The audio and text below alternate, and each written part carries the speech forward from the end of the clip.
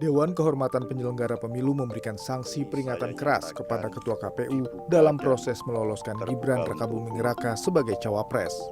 KPU melanggar kode etik karena menerima pendaftaran cawapres Gibran Rakabuming Raka tanpa mengubah syarat batas minimum usia capres-cawapres. KPU dinilai melanggar beberapa pasal dalam peraturan DKPP nomor 2 tahun 2017 tentang kode etik dan pedoman penyelenggaraan pemilu, diantaranya pasal 11 huruf A dan C, pasal 15 huruf C, pasal 19 huruf A. Menurut pakar hukum tata negara Wicaksana Dramanda, KPU sebagai lembaga penyelenggara pemilihan umum blunder dalam proses penerimaan pendaftaran yang membuat KPU melanggar kode etik pemilu. Jadi yang dilanggar di sini adalah asasan penyelenggara pemilu, dalam hal ini komisioner KPU, terhadap undang-undang pemilu sendiri. Di situ dikatakan bahwa kalau ada putusan Mahkamah Konstitusi, wajib mereka untuk melakukan respon terhadap putusan itu. Dan setiap peraturan teknis soal penyelenggaraan pemilu harus dibawa ke DPR untuk dipintakan pertimbangan. Dan itu yang tidak dilakukan. Putusan tersebut seolah menjadi batu kerikil bagi elektabilitas kubu 02 menjelang pemilihan. Namun Wakil Ketua TKN Prabowo Gibran Habibur Rahman menegaskan bahwa putusan DKPP lebih mempermasalahkan teknis pendaftaran.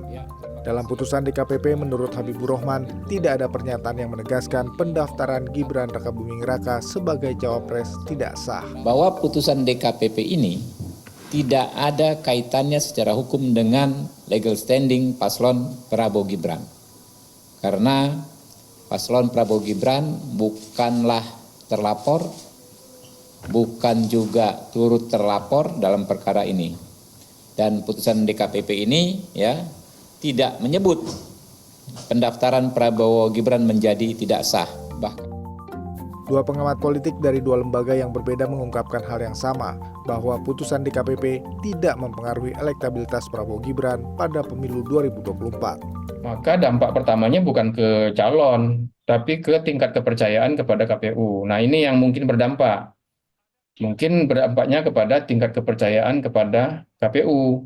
Tidak langsung kepada elektabilitas calon, karena kan yang disasar adalah KPU-nya.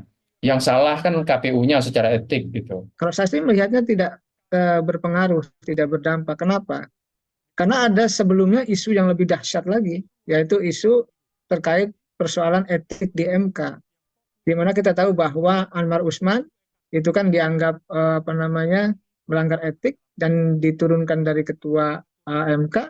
Tapi faktanya Prabowo Gibran makin melaju elektabilitasnya, makin tinggi dan mengalahkan kandidat capres-cawapres yang lain. Putusan tersebut dikeluarkan atas dasar adanya aduan dari pihak pelapor yang merasa tidak terima dengan keputusan KPU. Pelapor menganggap penerimaan pendaftaran Gibran Rakabuming Raka tidak sesuai dengan peraturan KPU nomor 19 tahun 2023 tentang pencalonan peserta pemilu presiden dan wakil presiden. Terdapat 4 aduan terkait pelanggaran kode etik karena menerima pendaftaran Gibran Rakabuming Raka sebagai cawapres. Pelapor tersebut diantaranya adalah Deman Brian Wicaksono, Iman Munandar, Haryanto, dan Rumondang Damanik. Naufal Zakwan, Arif Tidiawan, Jakarta.